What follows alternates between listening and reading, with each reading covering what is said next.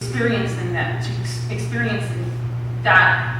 outside of our community, for them to be able to bring their grandchildren here and say, this is where I came when I was a child. For them to be able to have art and music lessons where money wasn't the object.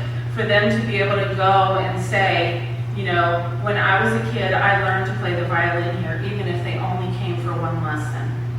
That's my vision. And so I said, okay, God, the museum thing, I'll have to find some volunteers for, because, I'm not quite into the whole kids running around unsupervised thing, but we'll get this. So the other message I got from him was, look, and it reminded me of Matthew 18, verse 3, which says, truly I tell you, unless you change and become like little children, you will never enter the kingdom of heaven. How true is that? Then I got the message to do, and as soon as I got home, I started calling people asking for crazy stuff. I'm like, I don't do this. I write a grant for it and then get the grant funded, and then I start something. I don't just call friends and people I don't really even know and ask them for big things. But I've been doing it, so you may get a phone call. And the other thing was act.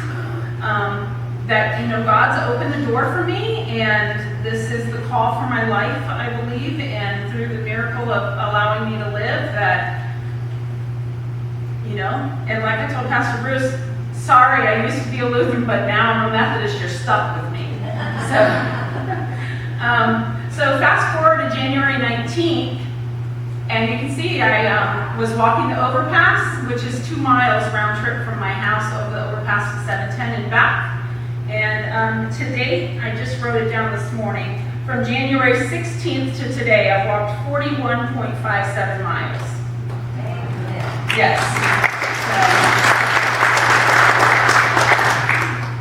that's from going to hardly anything. And I used to be a very avid walker, walking about 25 to 30 miles a week. So I teased Bobby Bennett because I said Bobby Bennett is to 441 walking as Leah Suarez is to 70 walking, but I haven't walked for probably 4 to 5 years. So if you see me out, honking away. And Joe and I actually felt called to start a community walking group when we started looking at some of the statistics. And so we walk Tuesdays and Thursdays at 5:30 at the courthouse. Anybody of any speed, there's every speed out there. Some people can make it 1 lap, some people can make it a half, and some people can make it like Joe, he's the road runner.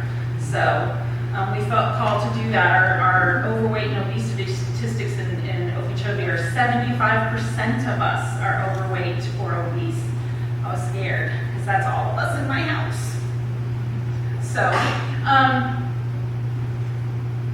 lastly, I just wanted to send you the message that I found out through this process of near death that I'm worthy.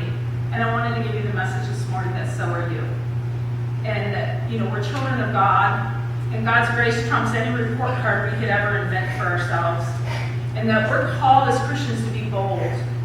And that miracles can happen even to the least of us, even when we think we can't or don't deserve it. And taking up our cross is a call that cannot be ignored. And you can walk on sunshine too. So for my last slide, I had to be a picture. It says, you're worth something because God determines your value and He thinks you're to die for. So, Pastor Bruce is somewhere. Hallelujah. Give God a praise.